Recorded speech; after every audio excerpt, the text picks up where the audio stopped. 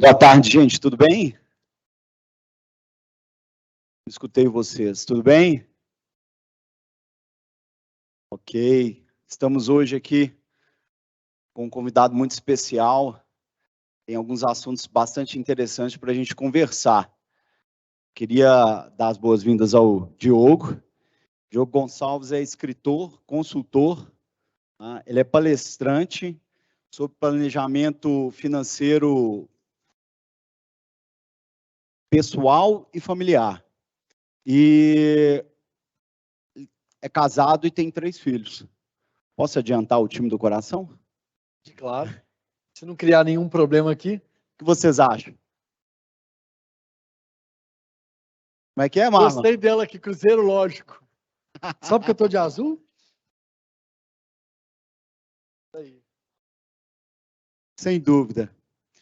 Bom, ele é especialista em finanças corporativas pelo IBMEC, gestão de empresas pela IEC, finanças pessoais pela FGV, relações com investidores pela Michigan Ross School of Business, e também foi gerente de relações com investidores da Uzi Minas por 13 anos, gerente de relações com investidores e planejamento financeiro da LOG, que é uma subsidiária da MRV.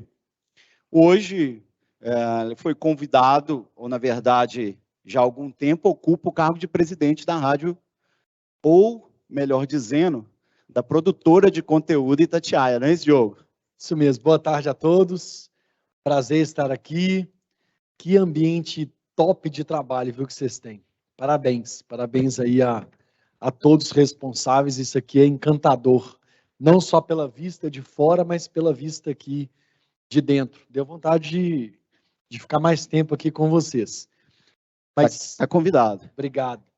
Mas sim, hoje trabalhei. É para eu contar um pouco? Você quer que... Bom, todo mundo tem uma história, né? Sim. Vamos começar daí? Começar do começo? Vamos começar do começo? Qual que é a sua história, Diogo? Tá. Basicamente,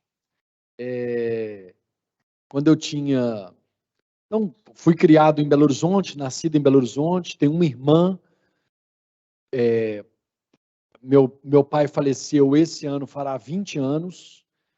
Minha mãe é viva até hoje. Inclusive, sexta-feira eu vou fazer uma surpresa, vou levar ela no show do Roberto Carlos.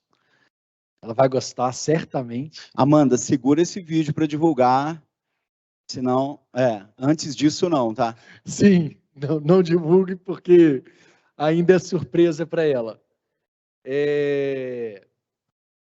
E nascido e criado no bairro da Serra, então subi na Afonso Pena toda aqui, é onde eu morei, atrás do TJ, que era Telemar.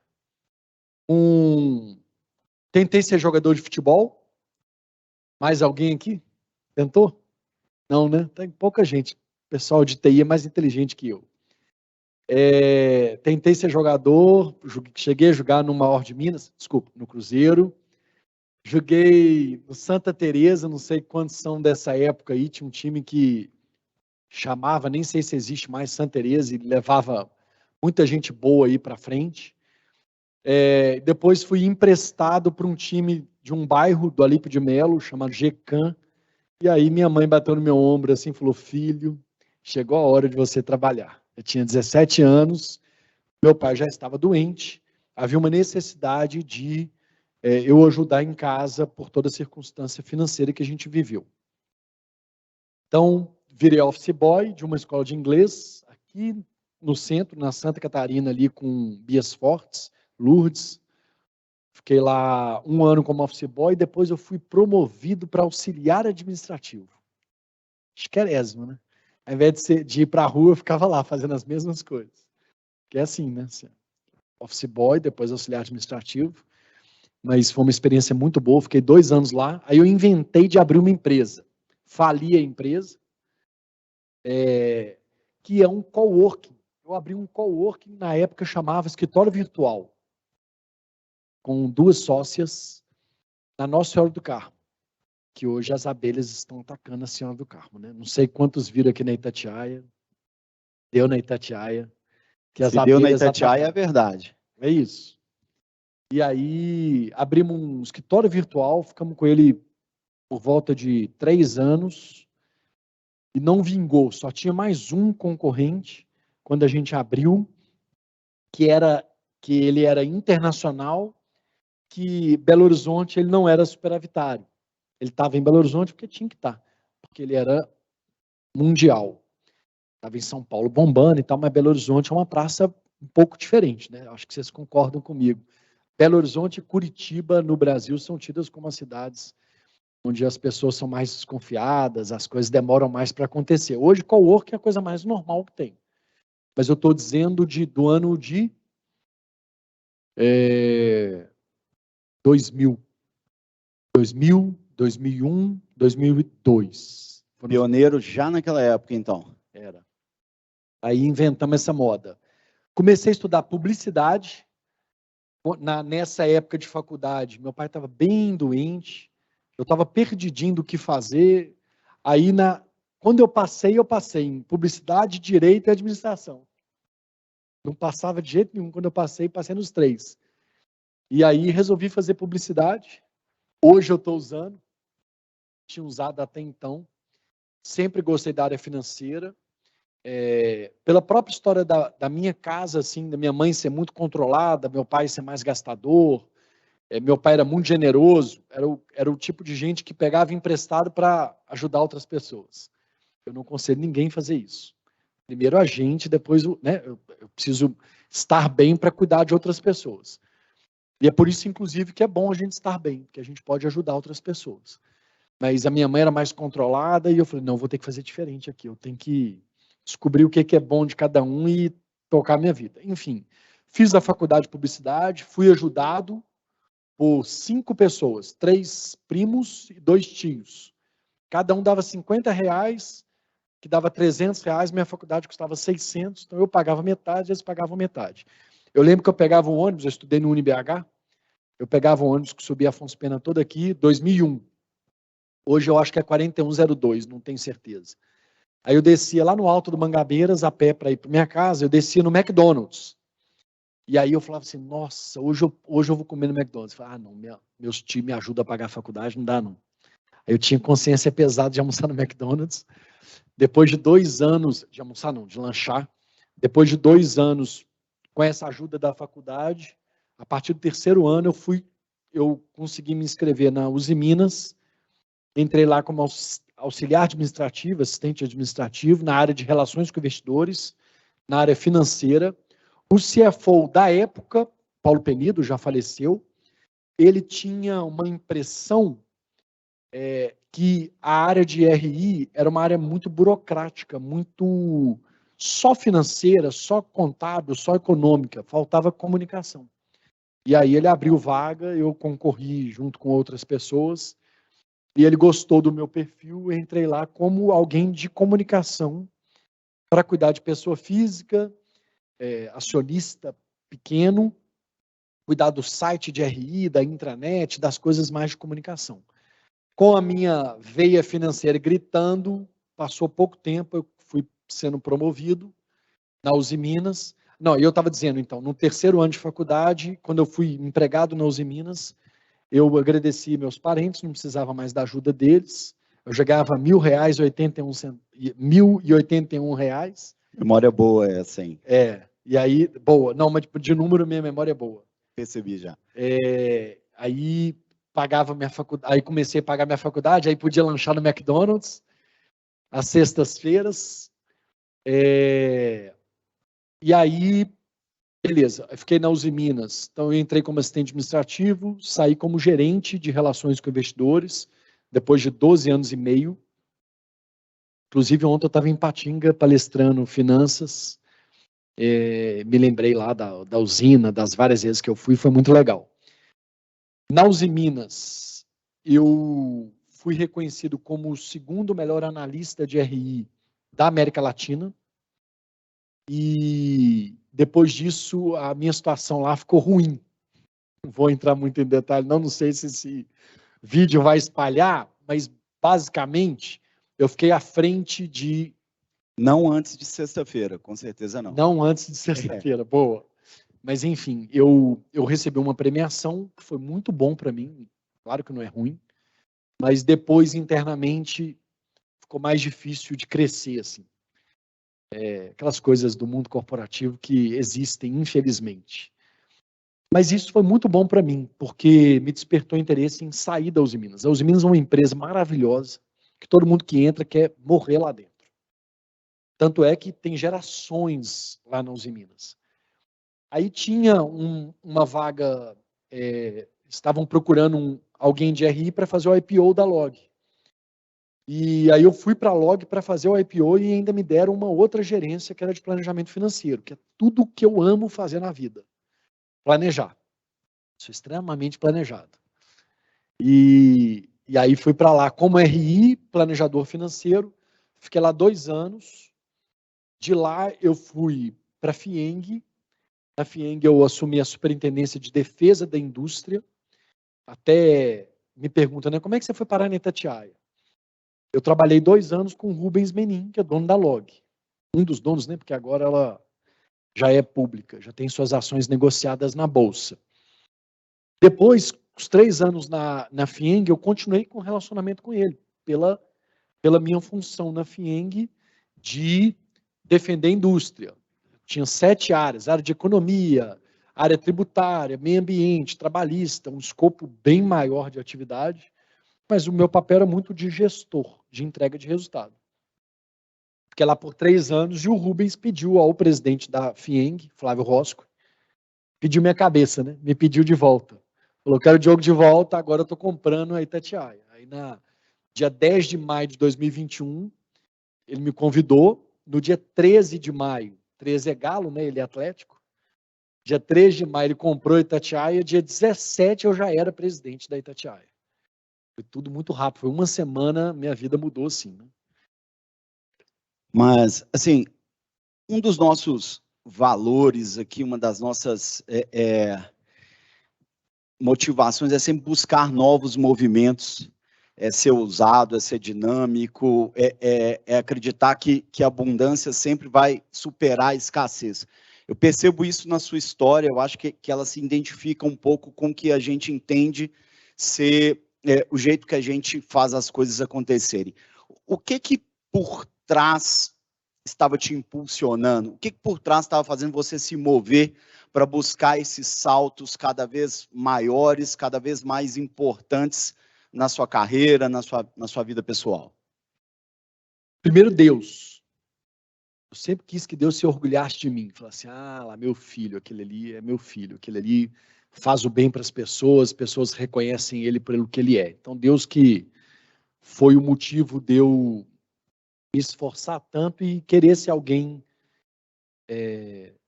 de referência, alguém que, de fato, tem um bom nome. Mas, certamente, a família, os desafios da parte financeira, por exemplo, eu tenho muita tranquilidade em dizer que não importa o quanto que você ganha, importa como você gasta. Porque quando eu ganhava pouco, que eu já ganhei muito pouco, eu conseguia sobreviver e ter uma vida boa, mesmo no aperto. E eu já ensinei muita gente a viver bem com aquilo que tem.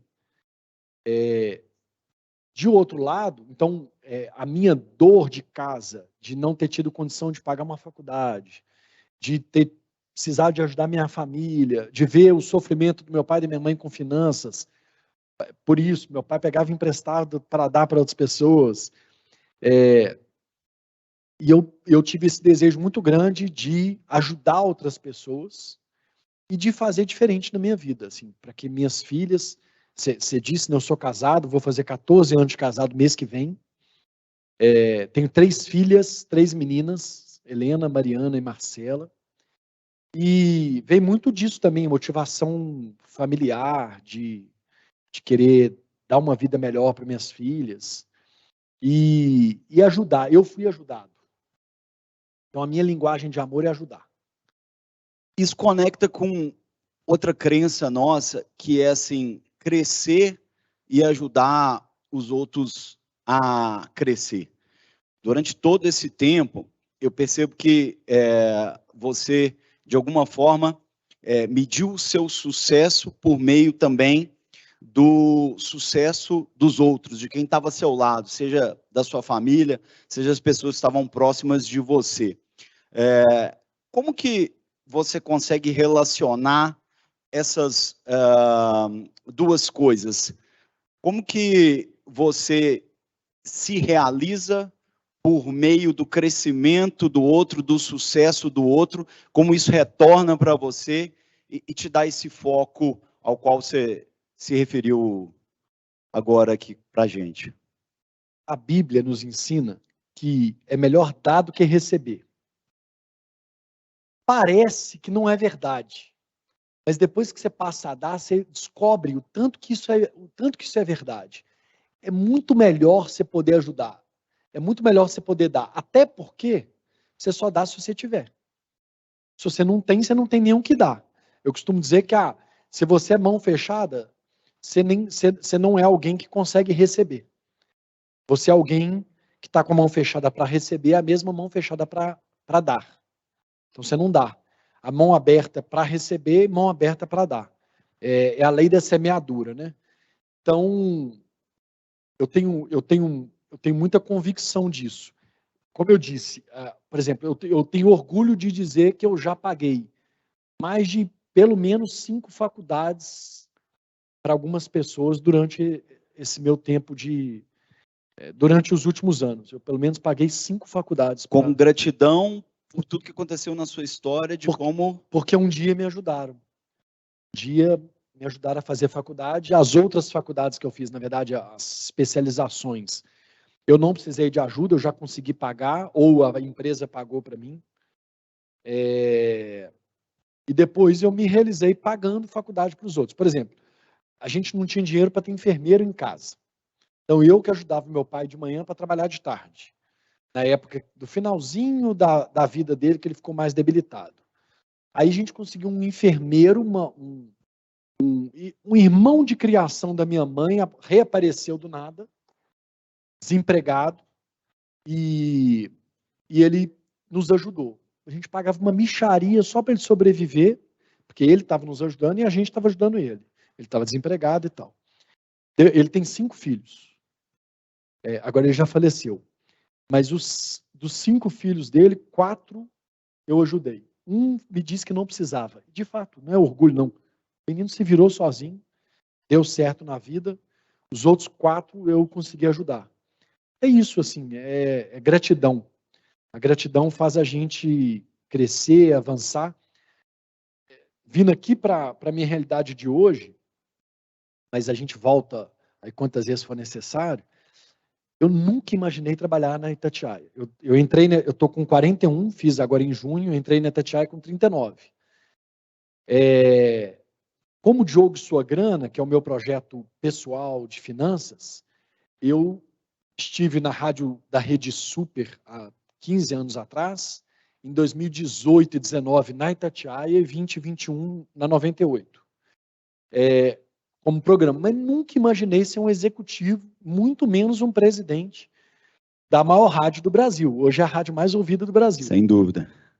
E eu tenho convicção de que Deus que me deu. Assim, eu não pedi, não escrevi no processo, eu não puxo o saco, não é uma característica minha de puxar saco. Acho que não leva a lugar nenhum. Acho que a gente tem que ser verdadeiro, real, com cuidado, com jeitinho, com zelo, né, com um sorriso no rosto. Mas ser verdadeiro, ser autêntico, ser você. Então, assim, nunca imaginei estar na Itatiaia. Hoje eu fico assim, poxa, eu sou presidente da Itatiaia, já valeu, já bom demais. Bom, eu sou suspeito de perguntar, apesar de engenheiro químico, também me decidi pelas finanças. Eu queria entender o que fez você se interessar por esse assunto. Porque, na prática, quando você expressa gratidão, fala um pouco da sua fé, inclusive, e também de todo esse processo pelo qual você passou essa jornada, na cabeça de algumas pessoas, e talvez aqui no Brasil, dinheiro é um assunto, às vezes, muito evitado. Como que eu posso conectar finanças, como eu posso conectar números com pessoas, como posso conectar números, finanças, dinheiro, riqueza com propósito?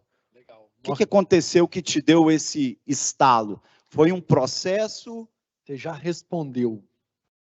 Eu já gostava do assunto, eu já fazia diferente do que do que eu vivi na minha casa. Quando eu entrava para as reuniões de relações com investidores, tem 14 anos que eu montei o Diogo e Sua Grana. Quando eu entrei lá na Uzi Minas, em 2004, eu ia para a reunião com os investidores, eu ficava assim, gente, o que esse povo está falando? Primeiro que 50% das palavras são em inglês. Os outros 50% são num português que ninguém conhece. Que é só jargão, só coisa diferente. Assim. E eu ficava assim, o que esse povo está falando? E fui aprendendo, lógico, né? E eu fiquei assim, tá aí, eu tenho que ensinar finanças. O povo não entende que dinheiro é um negócio tão simples. O meu livro, inclusive, fala como ficar rico ganhando pouco, é o nome do livro, e o slogan, né, a tagline é dinheiro de um jeito simples como deve ser. É simples, gente. Eu tenho uma teoria, uma estatística, você pode discordar. 75% do êxito da sua vida financeira está em orçar e planejar. Não é que eu concordo? Bom. Tá vendo, Eduardo?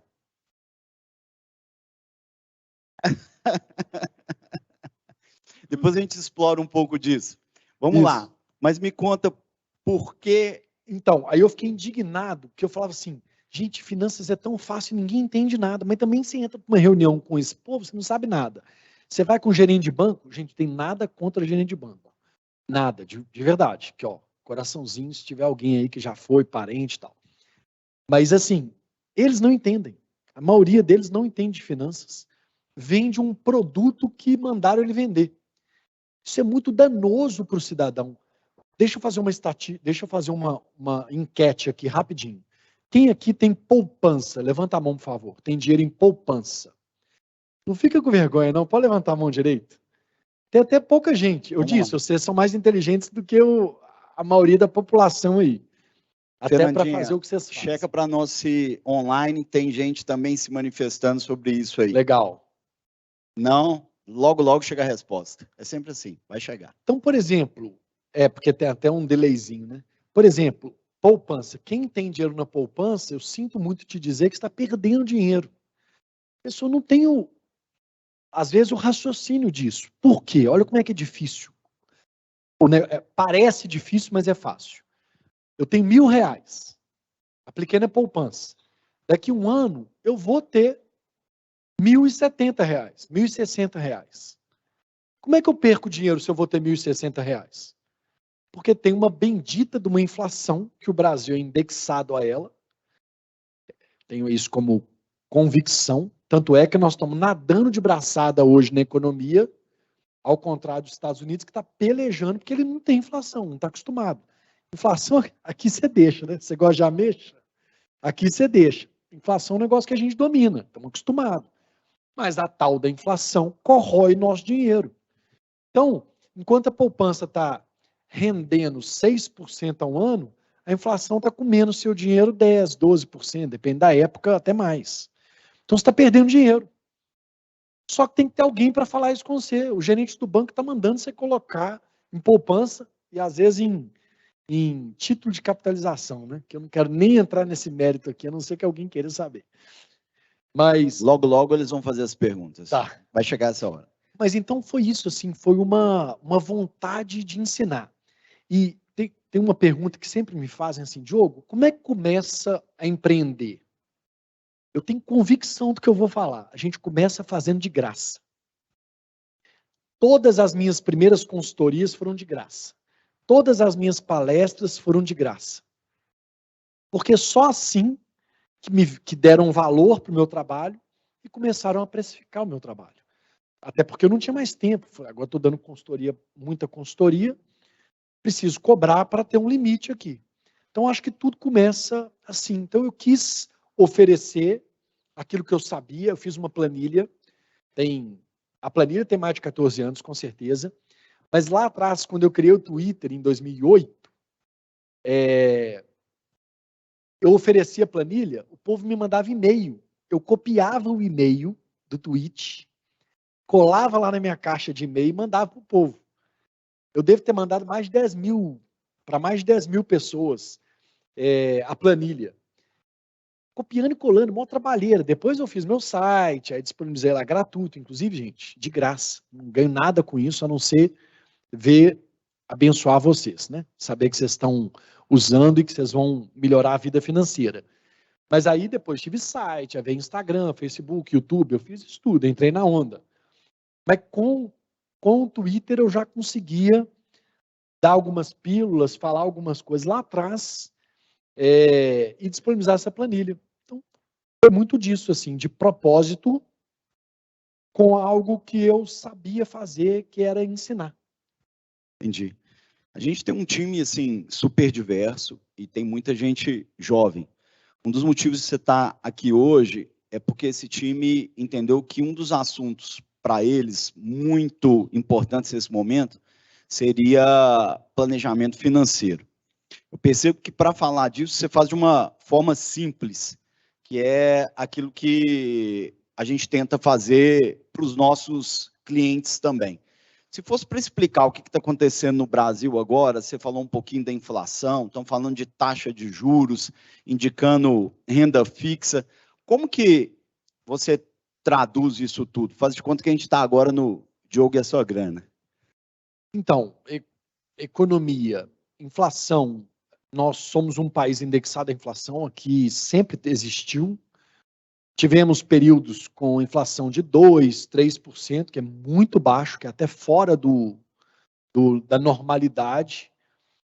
Agora a inflação está começando a ser controlada, porque a nossa taxa de juros subiu muito. Uma pergunta que sempre me fazem é assim, Diogo, a taxa Selic subiu, é bom ou ruim? Eu falei, it depends. Né? Depende. Depende do quê? Eu sou investidor ou eu sou credor? Eu tenho dívida. Se eu sou investidor, é ótimo, porque a renda fixa, que é aquela que você sabe quando você vai ter em um determinado tempo, ela sobe, porque ela é toda referenciada pela taxa Selic. Agora, para quem é devedor ou para quem vai assumir novas dívidas, vai contrair novas dívidas, financiamento da casa própria, é ruim, porque a taxa de referência, que é a Selic, a básica da economia, ela sobe, então o custo da dívida sobe também. Para o país é danoso. Por quê? Porque aí vai ter menos empreendimento, menos empreendedores, menos empresas, menos empregos, menos renda, menos consumo, e por aí vai. Que é a bola de neve do economista que tem que ficar se rebolando ali para conseguir equalizar o melhor possível. Hoje eu acredito que está sendo feito, em termos econômicos, o melhor possível para um pós-pandemia, se é que a gente pode chamar de pós, e uma guerra. Vocês veem, a China fecha 2 cidades, ferra o Brasil. Até hoje, se você quiser comprar carro, dependendo do carro, você vai precisar de 6, 8 meses para receber carro. Até hoje. Por quê? Falta de peça. Às vezes não tem uma peça, porque é fabricada não sei aonde, que não chega aqui. E não chega por quê? Porque a cidade está fechada, porque navio ficou parado muito tempo e está com um estoque muito grande. Uma série de coisas. Desemprego, inflação, aí por aí vai.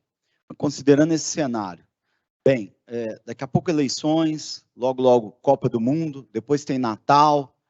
Para que preocupar com isso agora? Não dá para esperar, sei lá, depois do Carnaval, no ano que vem, a gente fala de dinheiro. O que alguém que quer começar hoje, em primeiro lugar, por que deveria começar hoje? E dado que ela está decidida a começar hoje, o que ela deveria fazer? Qual que é o primeiro passo? É complicado? É muito difícil? Tá. Vamos lá. Como característica de ser humano, nós temos a tendência de sermos procrastinadores. A gente sempre deixa para segunda-feira começar a dieta. Estou falando mentira? E academia, que dia que a gente começa? Segunda. Nunca a gente começa hoje. Então a primeira coisa é, para romper a procrastinação, a gente tem que começar right now. Começar agora. Agora. Hoje é o dia que eu vou mudar o destino da minha vida financeira. Tem que ser uma decisão, é algo seu. Eu atendo jogadores de futebol. Nós temos hoje uma carteira de 14, acho que são 14 clientes. É verdade jogadores. que o Kaká elogiou seu futebol? Tem essa história? Tem. Fiquei sabendo. É verdade. É verdade? Kaká, em novembro de 2017, ele me chamou para cuidar das finanças dele, do patrimônio financeiro dele, e a gente acabou ficando amigo.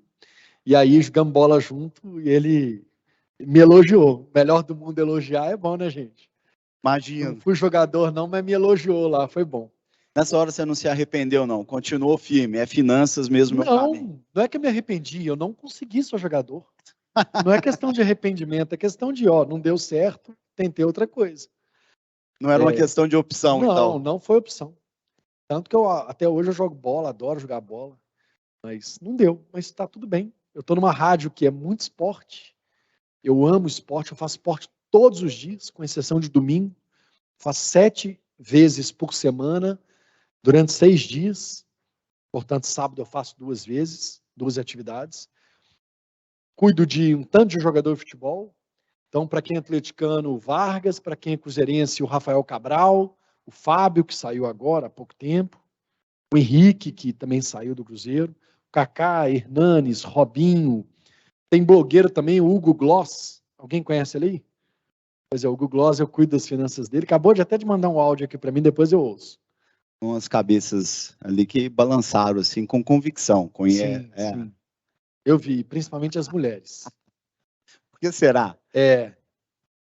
E então, assim, decidi agora, principalmente por causa dessa característica que a gente tende a ter. Mas mesmo o jogador de futebol com tanto dinheiro, com tanta grana, precisa pensar em dinheiro? Acaba. Eu não posso falar os nomes, mas eu tenho nos meus relatórios mensais, para alguns clientes, eu coloco o prazo, o tempo que vai acabar o dinheiro dele.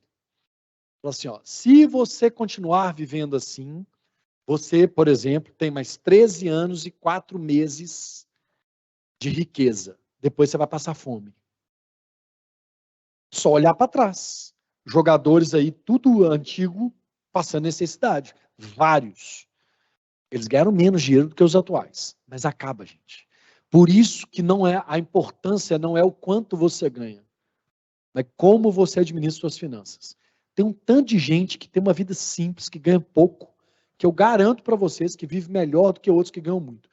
Aliás, até antes de eu falar do primeiro passo que você perguntou, tem um caso muito interessante de uma pessoa muito próxima a mim.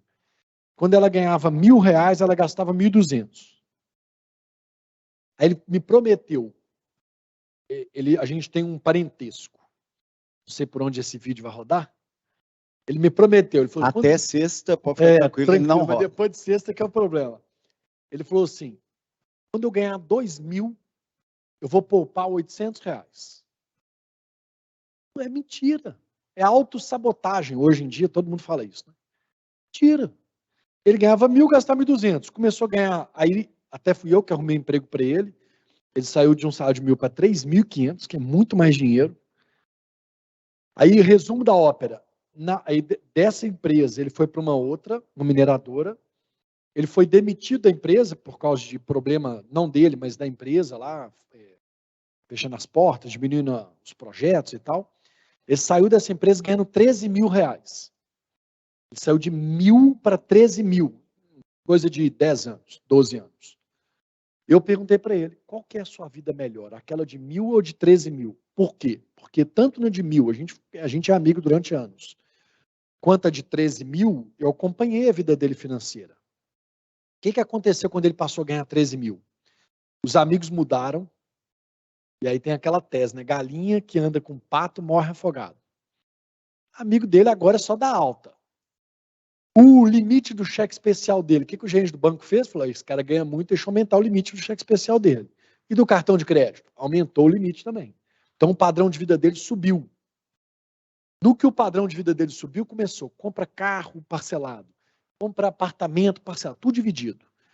Resumo da ópera, lá no final desse tempo, ele ganhando 13.000, ele tinha um apartamento financiado que ele teve que devolver, carro financiado que ele teve que vender, e foi morar na casa da sogra. Sério? Deu na Itatiaia, é isso? Não. Isso aí é sigilo, gente. Por isso que eu não estou falando o nome dele. Mas é uma experiência que eu falo aqui com muita tranquilidade, sem expor ninguém, mas para ficar isso como reflexão, assim, depende da gente. Nós somos os agentes de transformação da nossa vida. Mas toma o Adriano ali, por exemplo, não entende nada de finanças. Sabe nada. O que então, tem que fazer primeiro? Entra no meu site, baixa minha planilha, anota quanto que você ganha e quanto você gasta. Acabou. Simples assim? 75% da sua vida financeira está exitosa, eu te garanto. Só mais um adendo. Depois que você preencher um mês, você vive o mês e descobre o que você fez de errado. Porque você vai viver e vai anotar o que você viveu. Viveu o segundo mês, você já tem um balizador melhor. No terceiro mês, você sabe de planilha financeira igual eu sei. Te garanto. Seu track record aí, né, seu histórico dos últimos 3 meses é a sua referência para a vida. Vamos lá. Quais as contas mensais são diferentes todos os meses? Fazer pergunta diferente. São pouquíssimas, vou até afirmar, mais fácil. São poucas contas que não se repetem todos os meses. A maioria dos nossos gastos, todo mês é a mesma coisa. Então, gente, já ficou fácil. Fiz um mês, Ctrl+C, Ctrl+V, na planilha, você já planejou o ano todinho. Por isso que o primeiro passo é orçamento, depois planejamento. Repete essa palavra aí. Planejamento. Antes dessa? Orçamento. Explica então, para nós o que é isso. Então, assim, o orçamento consiste em quanto eu ganho, quanto que eu gasto. Na planilha é legal porque ela tem uns quadrinhos que mostra para onde está indo o seu dinheiro. Não adianta só você saber que você gastou 10 e ganha 12. Adianta você saber que você ganha 12, gastou 10 e gastou 10 com o quê? Até para você definir o que é prioridade para você e o que não é. Então, a primeira coisa é orçamento. A segunda é planejamento. Planejamento é Ctrl+C, Ctrl+V. Vamos falar aqui das exceções? Novembro, dezembro, 13º. Quem é seletista ganha mais. Mas também, quem tem filho tem que pagar matrícula de menino em novembro, referente a janeiro, que é o mês que a gente não paga, que é referente ao ano que vem. Quem tem ajudante em casa, tem 13º dela para pagar. Seguro de carro, seguros tradicionais, você paga ou à vista uma vez por ano, ou você divide em 4 vezes. IPVA, janeiro/fevereiro. IPTU, janeiro/fevereiro. O que mais, gente? Não tem mais nada, não. Viagem. Eu quero viajar uma vez por ano. Você planeja, você tem 12 meses para planejar a sua viagem. Eu quero viajar 2 vezes por ano. Você tem 6 meses para uma, 6 meses para outra. Planejamento, tem gente que brinca assim, né? Diogo, você é mãe de Ná para você saber como é que vai ser a sua vida daqui para frente? Eu falo, não. Mas eu planejo com aquela realidade que eu sei que eu tenho. Então, hoje eu sei quanto que eu ganho, ainda que, em média, o quanto que eu ganho, porque parte da minha remuneração é variável, o próprio Diogo, sua grana, cada mês é de um jeito. Então, eu faço uma média. E eu trabalho com o range inferior, com o quanto eu posso gastar até quanto eu menos ganhar. Então, quem não é seletista, ganha todo mês a mesma coisa, tem usa a média a seu favor. Mas todos os meses vão se repetir com algumas exceções. Então, você fez o mês de setembro, porque eu mandei hoje começar, né? Eu sugeri que hoje a gente comece. Faz outubro, novembro, dezembro. Lembrando que novembro e dezembro tem as exceções. Quando você copiar e colar para o ano que vem, você pode fazer isso esse mês também, ou mês que vem, que você já tem um mês de histórico, você lembra de colocar o seguro do carro, de colocar a viagem, às vezes o aniversário da filha de 15 anos, ou às vezes o casamento, sei lá qual é seu sonho. Eu sei que todos os nossos sonhos financeiros são possíveis. Todos. Excelente. Agora, imagina que a gente já começou esse exercício. Vamos falar dos próximos passos. A minha planilha é desde 2003. Cada centavo que eu gasto está lá registrado. Meu baseline hoje é um pouquinho diferente, mas eu tenho essa disciplina e, de repente, eu consegui verificar de que forma eu consigo poupar. como que eu vou investir meu dinheiro? É uma sopa de letrinhas absurda, a gente já falou um pouquinho aqui de renda fixa, tem renda variável, tem tantas outras opções. Para um cenário como esse agora, para quem está começando, será que eu começo por Bitcoin? Nunca. Não? De jeito nenhum. Então vamos lá. Primeira coisa é definir um percentual por mês que você vai poupar. Vamos supor que existisse uma receita de bolo para finanças. Não existe. Se existisse, eu deveria, 50% de tudo que eu ganho, eu deveria sobreviver. São as minhas despesas fixas, as quais eu preciso sobreviver. 10%, investimento de curto prazo. Você pode chamar de reserva de emergência. Como no Covid agora, muita gente aprendeu sobre isso. Outros 10%, já estou chegando a 70%, investimento de longo prazo. Uma hora você vai aposentar.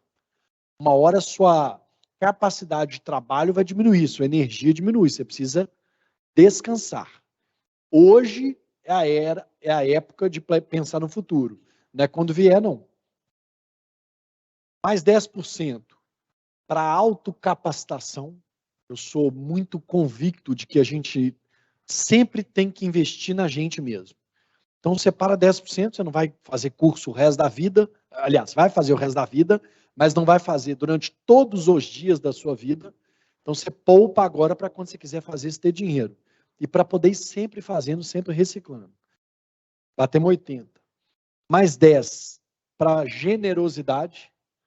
Então, eu sou a favor de sempre ajudar as pessoas. Então, pelo menos 10% para você ajudar alguém e outros 10% para lazer. Pra você gastar do jeito que você quiser, porque a gente também tem que viver, né? Ah, achei que essa parte não ia chegar. Tem que chegar, senão a gente não dá conta. Recapitula ali para o Vânio, ali, que eu vi que ele estava anotando. 50% sobrevivência. Sobrevivência. 10, 20 investimentos, sendo 10 de curto prazo e 10 de longo prazo. E aí eu vou falar de investimento depois. Claro. Autocapacitação, mais 10%. Outros 10%, praticar generosidade. Lembra da lei da semeadura, eu vou colher o que eu plantar. E os últimos 10% para você detonar, gastar no que você gosta de fazer. Tá. Esses 10% de longo e de curto, principalmente considerando um pouco desse momento que a gente está vivendo agora, como que eu invisto? Então tá. Para quem está começando agora. Curto prazo e longo prazo são categorias de investimentos totalmente diferentes. Então, curto prazo só dá para colocar em renda fixa. Não vá para renda variável.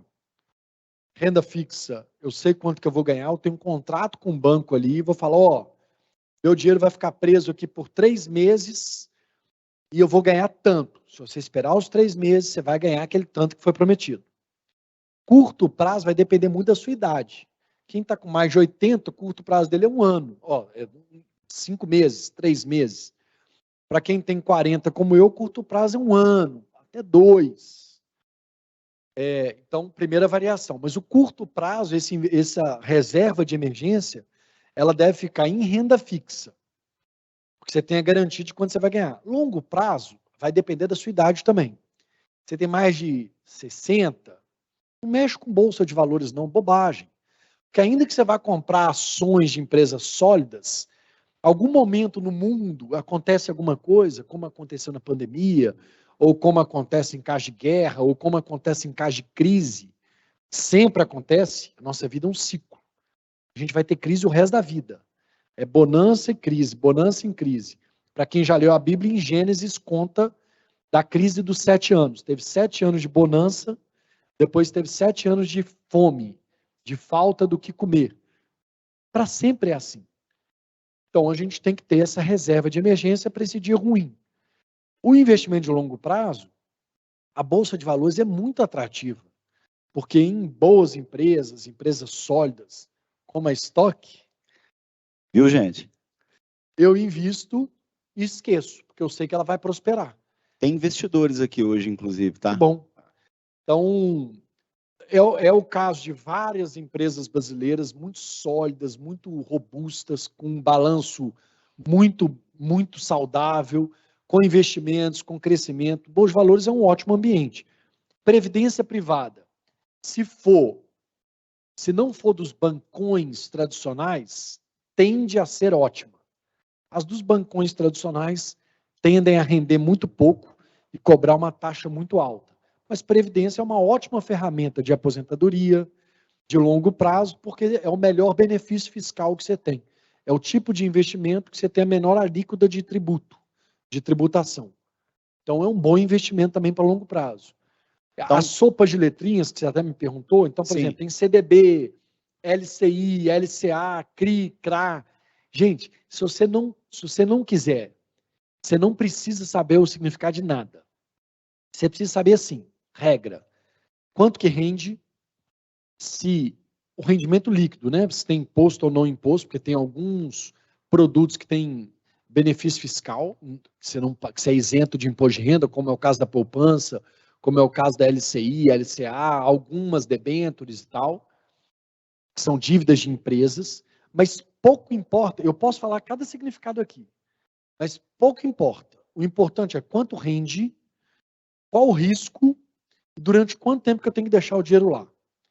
Percebe o seguinte, eu e o Alex é o cara do dinheiro e eu preciso do dinheiro dele. Fala, Alex, me presta seu dinheiro por 3 anos. Você fala, beleza, pode ficar com o meu dinheiro 3 anos. E aí passou 1 ano, ele fala, Diogo, preciso do meu dinheiro de volta. Ele não está honrando com a palavra dele. Então, eu não sou obrigado a pagar a ele aquilo que eu prometi que eu ia pagar. É a mesma coisa com o banco. A nossa relação com o banco ou com a instituição financeira é sempre igual. Ou eu empresto dinheiro para o banco, sou investidor, ou o banco me empresta dinheiro. Eu devo dinheiro para ele. Então, é uma relação que você tem. Então, eu virei para o banco e falei, ó, banco, vou investir nessa debenture, nessa dívida de empresa, crédito corporativo. Ela vence em 2026, quando chegar lá eu tiro. Ou um tesouro direto, que é mais simples ainda. Um tesouro direto pré-fixado, com vencimento em 2025. Pré-fixado, é porque já está fixado, você já sabe qual o valor que vai render.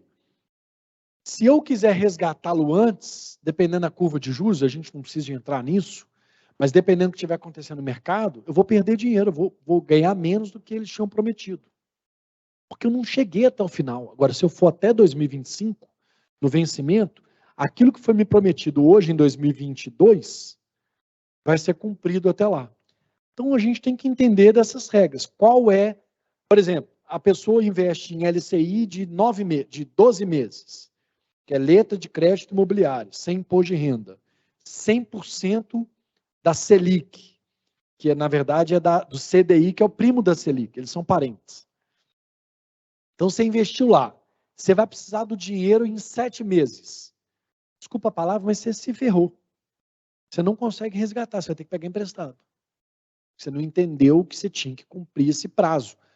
É como você querendo pegar meu dinheiro de volta. Meu filho, eu já empreguei o dinheiro. Coloquei numa empresa, a empresa está bombando, estou precisando desse dinheiro, não tenho dinheiro para te devolver.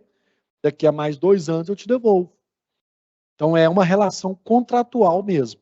Por isso que, apesar da gente poder falar dos significados da sopa de letrinhas, é o que menos importa. O que importa é quanto que está me gerando de recurso, de retorno. Em quanto tempo? Se eu quiser simplificar, então, o que eu preciso ter em mente é por quanto tempo eu posso ter aquele recurso disponível para investir, se no curto e no longo, que nível de retorno eu espero. E eu posso entender que, para o longo prazo, eu vou ter retornos melhores? Para longo prazo, você sempre vai ter retornos melhores na renda fixa, sempre, é lei. E para a renda variável, é mais provável que você tenha retorno de longo prazo. Se a gente pegar o histórico da Bolsa de Valores, apesar da montanha-russa, é sempre para cima. Sempre. Então, no longo prazo, você vai ganhar. Quanto maior o risco, maior o retorno. Isso é na nossa vida, no dia a dia. Você, como CFO da Stock, você tem decisões por dia, talvez 20, 30 decisões por dia. Eu, como CEO da Itatiaia, eu tenho 40, 50 decisões por dia. É medir risco o tempo todo. Tem algumas decisões que você toma assim, qual a saída menos danosa para mim? Já era. Tomei a decisão errada, vou ter que escolher a menos pior. No caso de investimento, no caso da vida financeira, é igualzinho. Mas como equilibrar esse curto e o longo prazo? Você chegou a falar de previdência e de outras ferramentas de longo prazo. Por que eu devo trocar a satisfação do curto prazo agora e pensar na minha aposentadoria daqui a... Eu sou muito novo, né? Daqui a 40 anos, tipo isso. É isso aí. Olha que legal que você falou. Vamos refletir aqui juntos. Todo bom hábito, no curto prazo, ele é negativo. Deixar vocês pensarem. Vamos falar dos bons hábitos aqui. Você concorda, Henrique? Comer certo, comer bem. Horrível, gente. Gostoso mesmo é chocolate o dia inteiro, pote de leite condensado, Nutella. Tem nada melhor. É horrível. Poupar dinheiro, horrível. Estou abrindo mão de uma despesa. Estou abrindo mão de um lazer, de um presente, de um descanso. Percebem? O impacto dos bons hábitos no curto prazo ele é muito negativo. Agora vamos lá para o longo. Se eu comer bem, a tendência é eu ter uma saúde melhor. Com saúde melhor, eu tenho mais disposição para trabalhar. Eu tenho mais ânimo, tenho mais produtividade.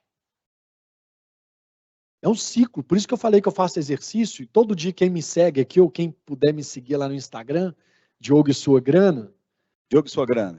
Diogo e Sua Grana, porque não é minha não, é sua, viu, gente?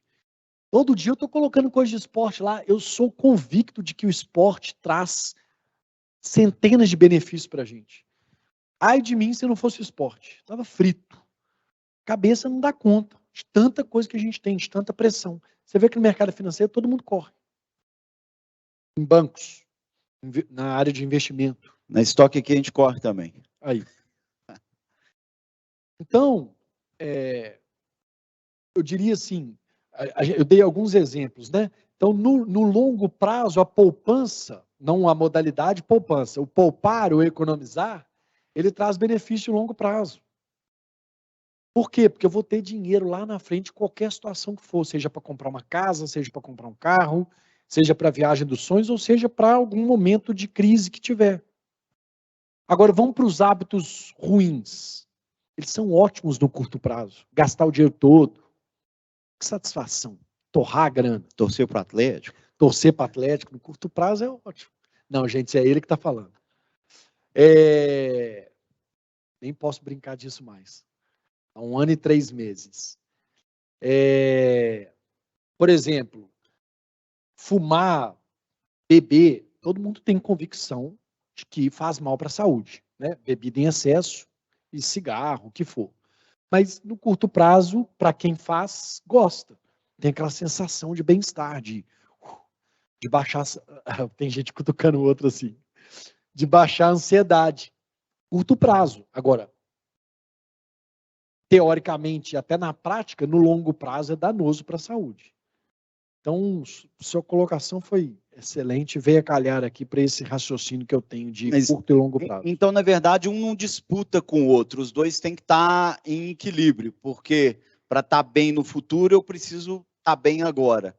Se eu dedicar parte desse dinheiro para o curto, parte desse dinheiro para o longo, se eu incluir lazer, esporte e todas as questões de sobrevivência, eu vou ter uma chance de sucesso como o Diogo. Como o Diogo não, bem melhor que eu.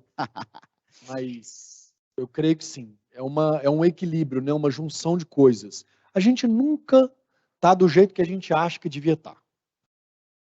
Só o Instagram que mostra as partes boas, né? A gente tem muito problema, a gente tem muitas situações, mas várias coisas te ajudam a passar por elas. Por exemplo, nascimento da minha primeira filha, Helena, há 9 anos atrás, 9 anos e tanto. Eu planejei a chegada dela. No segundo mês, a minha esposa descobriu que estava grávida. Eu tive do 2º ao 9º mês para planejar. Você fez orçamento? Fiz. Eu fui lá nos meus amigos que tinham a mesma classe social que a minha, galinha que anda com pato, lembra disso? Fui neles e falei, gente, quanto vocês gastam por mês para ter filho, depois que o filho nasce? Aí me deram a referência deles. Eu peguei a média, falei, beleza. Então, vou sugerir um número aqui, tá? Hipotético. R$300 por mês que eu vou gastar. Com a minha com a minha capacidade financeira da época e com os meus amigos e tal. Falei, beleza, então eu tenho do segundo mês ao nono para economizar R$300. Para quê? Para eu formar uma poupança e se surgir alguma coisa, algum imprevisto, eu ter com que gastar. 2, depois que nasce o filho, principalmente o primeiro, muda muita coisa na sua vida. Quantos são pais aqui? Levanta a mão para mim, só para eu ter como referência. Bastante gente. Então, muda muito a nossa vida. Se você ainda, além de ter as ansiedades todas dos filhos, ter tudo que vem junto com o filho, se ainda tiver problema financeiro, pior ainda. Eu tinha acostumado a gastar com a Helena antes dela nascer e ainda formei uma poupança. Eu previ o imprevisto. Com a Helena, não precisei de gastar os 2.400 que eu teria economizado ali, né? Os 300 vezes 8. Vezes 8 meses, né?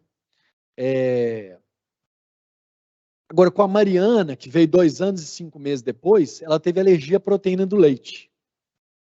Esse troço, uma latinha que dura 6 dias, custa R$180.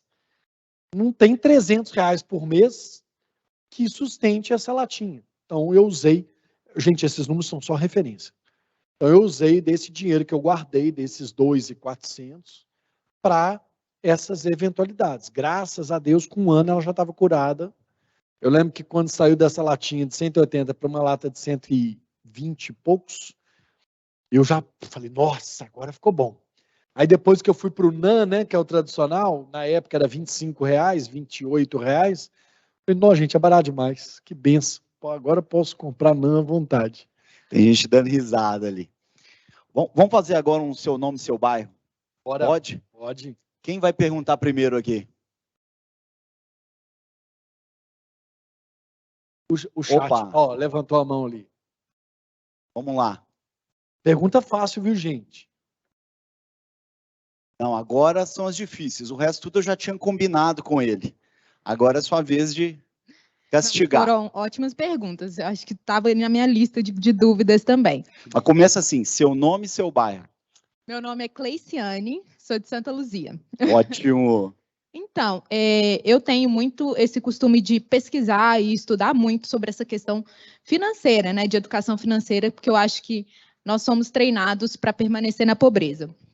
A minha questão é que dentro Frase de tweet meu hoje, anota aí, viu, Flávio? Nós somos treinados para viver na pobreza. Você está coberta de razão.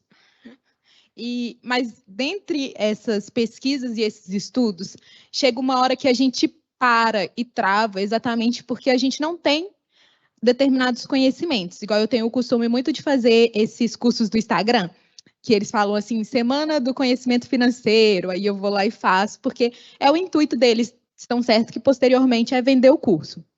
Só que aí, a partir do momento em que você para e não compra o curso, eu sinto que a gente, de uma certa forma, para também, trava. Igual eu tenho o costume de tirar uma parte do meu salário e reservar para guardar, porém a gente tem muitos bancos hoje, banco digital que promete várias coisas e temos as corretoras, né?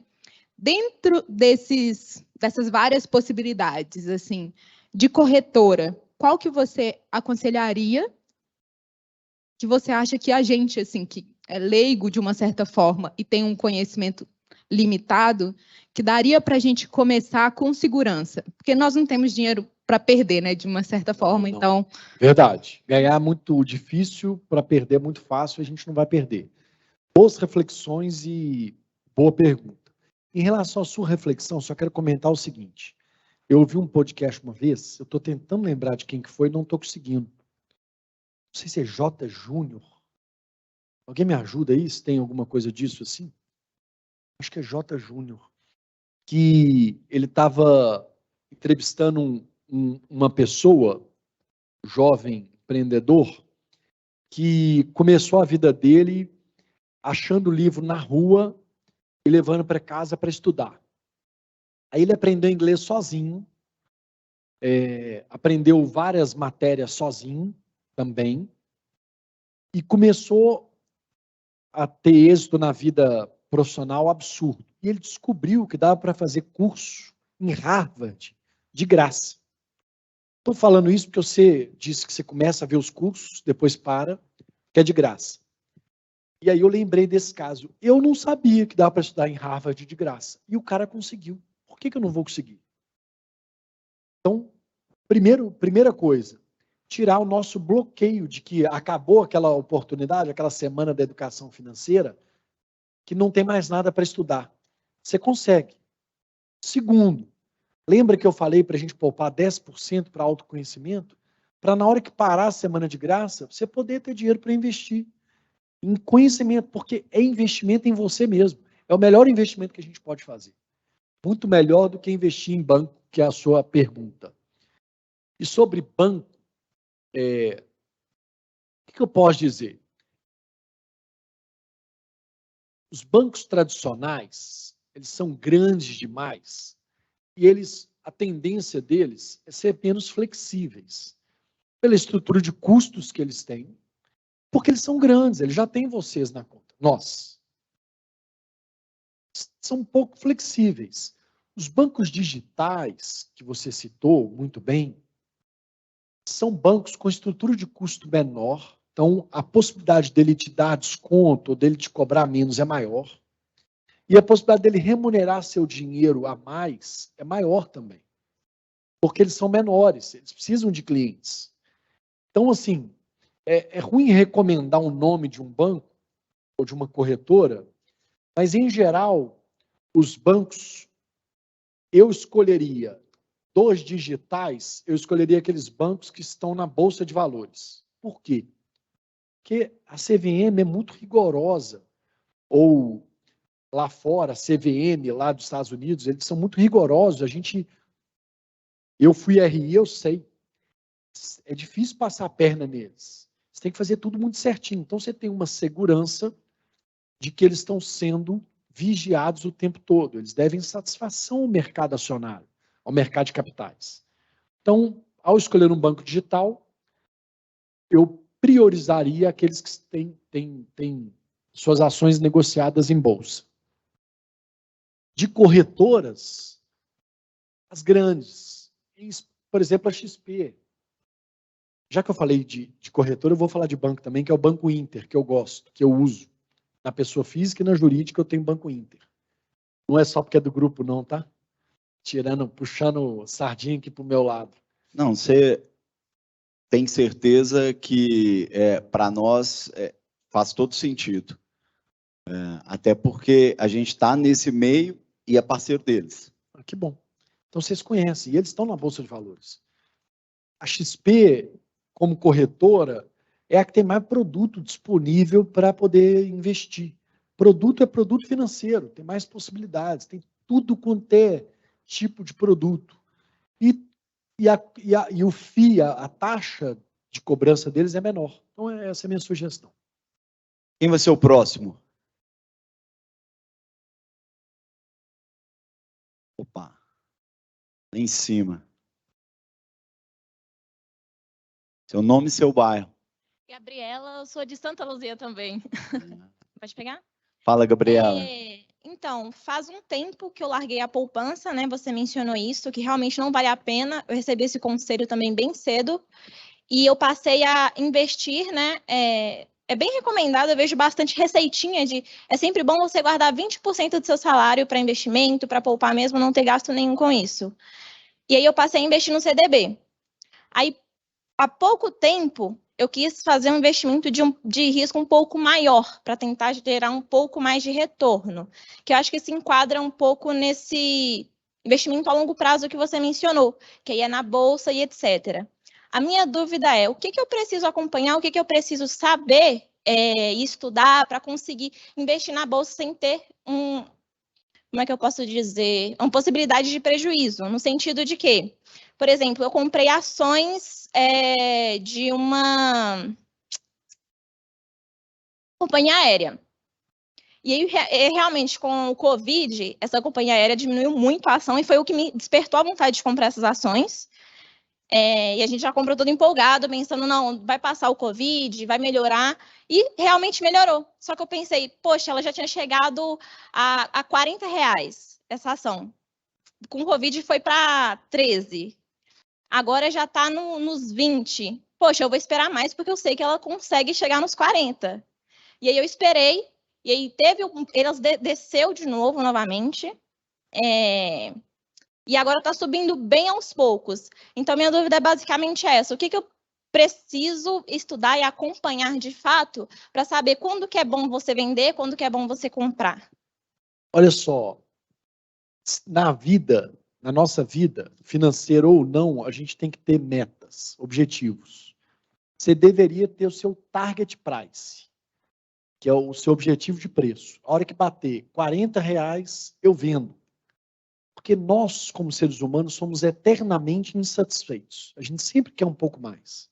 Se não fosse assim, a gente não caía em tanto golpe de pirâmide, de título de capitalização, de outras coisas aí, essas apostas, por exemplo, que está em moda. Então, eu diria para você ter o objetivo. Quando chegar a tanto, eu vendo.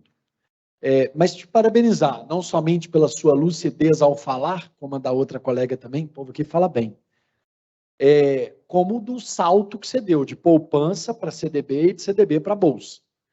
Agora, o olhar da Bolsa tem que ser de longo prazo. Quando você fala assim, tem jeito de não perder? Não tem jeito de não perder. Não existe isso em Bolsa de Valores. Bolsa de Valores é um ambiente que você perde dinheiro, ou que você pode perder dinheiro. Vai depender do seu tempo. Por isso que eu falei que as pessoas muito mais velhas não deveriam investir em Bolsa. Porque o tempo de recuperação pode demorar. No longo prazo, grandes empresas sempre vão trazer resultados positivos. Companhia aérea é complicado, porque cai avião, crise de Covid, crise do consumo, tudo ela é prejudicada. Agora, por exemplo, vocês sabem que, por exemplo, a água, a gente precisa de minério para ter água? Minério tem tudo. O meu relógio aqui, ó, minério. Celular, minério. Roupa, minério. Não estou falando minério de ferro, não. Minério em geral. Se eu investir em minério, eu vou perder dinheiro algum dia? No longo prazo, não. Como? Só se acabar. E acaba, tem fim. Mas hoje em dia está... Eu trabalhei em mineração, siderurgia e mineração, eles estão reinventando, eles estão aproveitando muito mais o minério. Então, Petrobras, petróleo, tem como piorar? Claro, dependendo do que acontecer com a mudança de governo, pode piorar. Então, não mexe com isso agora, antes das eleições, deixa para depois.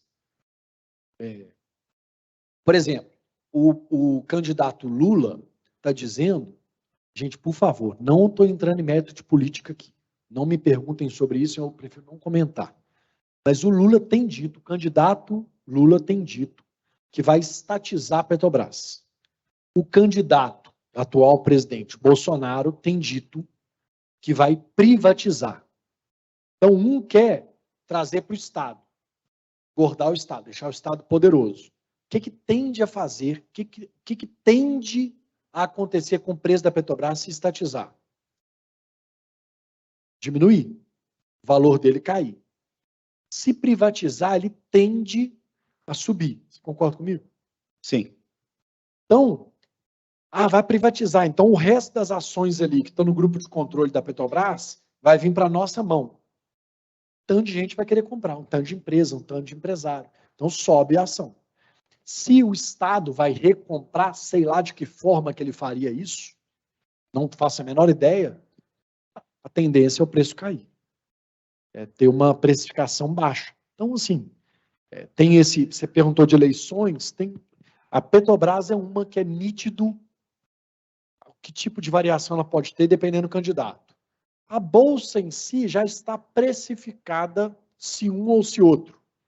Significa dizer o seguinte, ela vai ficar mais ou menos naquilo ali, ela sobe um pouquinho ou cai um pouquinho, independente dos dois. A Bolsa em si. A Petrobras é um caso diferente. Agora, sempre em Bolsa de Valores você tem risco de perder. O que eu acho mais importante? Entender fundamento, ter um target price, preço objetivo, e não ir nos tweets da vida. Todo mundo que veste a ação de um tuiteiro que mandou investir é zebra. Sabe por quê? Porque o cara, quando ele te manda comprar, ele está saindo do papel. Vocês concordam que liquidez no mercado acionário é compra e venda? Tem sempre alguém querendo comprar, sempre alguém querendo vender. Por que a ação está valendo 100 e você quer me vender ela? Porque você acha que já chegou no valor. Ou você já realizou seu lucro. Eu acho que vai subir mais. Então, a tendência desse povo que de graça fala que é para você entrar numa ação, é porque, na verdade, ele está saindo. Tá claro. Uma pergunta que chegou para nós do pessoal que está online. Gente por todo o Brasil escutando a gente. Se eu quiser, de repente, investir em previdência, existem boas opções que não sejam dos grandes bancos? Tem risco nisso? Como que você enxerga essa opção? Risco baixíssimo. Grandes seguradoras, Icatu. Eu não gosto de fazer propaganda não, porque eu não estou ganhando nada com isso. Mas Icatu é uma boa seguradora. É uma boa, tem bons produtos de previdência privada. A XP, o Inter, tem vários produtos de previdência privada bons, de grandes fundos de investimento, fundos de pensão. Então, eu acho seguro. E, de novo, onde que tem que estar nosso olhar? Se eu estou colocando meu dinheiro no fundo de previdência, o que eu tenho que pensar? Tem alguém que vai fazer a gestão do meu dinheiro para o longo prazo. Quanto que ele está me cobrando por essa gestão? Ou seja, qual é o FII, qual é a taxa que ele vai me cobrar para gerir meu dinheiro? Então, vamos lá. Banco mais tradicional do Brasil. Não vou falar qual é. Banco mais tradicional do Brasil.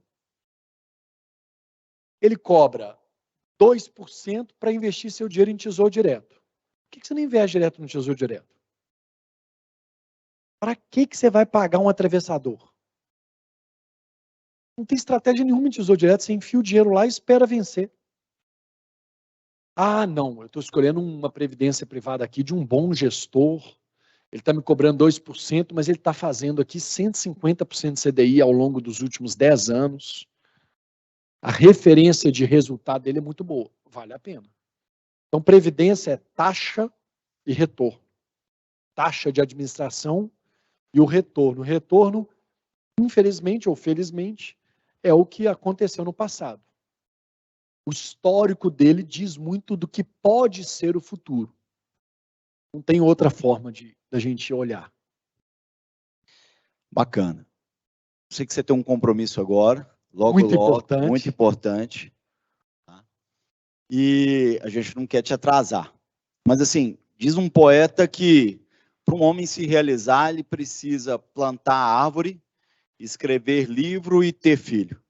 Assim, da maneira como eu vejo, você já tem plantado várias árvores e isso tem trazido frutos importantes para a sua vida, na medida que você tem influenciado a vida de pessoas. E talvez até tenha plantado árvores...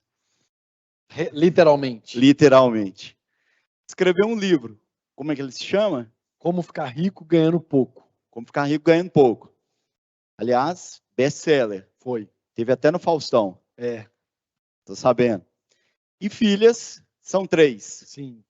Qual que é o seu próximo salto? Como isso se conecta com a Itatiaia? E o que você enxerga para o rádio do futuro? Aquilo que a gente estava conversando um pouco lá atrás. Pessoalmente falando, eu não sonhei ser presidente de uma grande empresa antes de 50 anos. Eu estou 11 anos adiantado, agora só 9,5, quase 10. Estou muito tranquilo, não tenho nenhum... Meu objetivo agora é fazer a Rádio Itatiaia ser a maior empresa de comunicação do Brasil. Talvez eu demore 20 anos para isso, ou nunca consiga, mas eu tenho o objetivo de conseguir. E rádio do futuro já é rádio do presente. Tem gente que fala que a rádio vai anunciar o fim da internet. É muita audácia falar isso, né? Mas eu diria o seguinte, já previram a morte da rádio diversas vezes. E nunca morreu. Por quê? Porque qual que é a nossa mudança de mentalidade lá na rádio depois da nossa gestão? É entender que a rádio, o melhor dela é na produção de conteúdo. Nós somos grandes produtores de conteúdo, desde o entretenimento, ao jornalismo, ao esporte. Só que a plataforma que você utiliza para disponibilizar esse conteúdo, uma delas é o rádio. Tem outras várias. Com esse mundo de hoje, o mundo digital, ficou muito claro, né? Assim, nós temos nosso site, que é um portal, temos um aplicativo, temos todas as redes sociais, estamos transmitindo mais de 15 horas por dia, ao vivo no YouTube, mostrando as pessoas, que é uma curiosidade que muita gente tinha, né? Sabia a voz, mas não via a pessoa. Essa é a rádio do futuro, já é presente, é muito mais uma mudança de mentalidade, de entender que nós somos produtores de conteúdo e onde tiver possibilidade, a gente tem que disponibilizar o conteúdo que a gente produz. Muita finanças? Como? Muita finanças? Sempre. Em termos de conteúdo? Tem que ter, tem que ter. Com certeza. Gente, Diogo Gonçalves. Obrigado. Eu acho que eles querem tirar uma foto. A gente posta o vídeo só depois de sexta, mas a foto dá para postar hoje? Não, pode postar o vídeo hoje também e pode postar a foto hoje, prazer. Vamos lá? Como é que é? Ah, tá ok.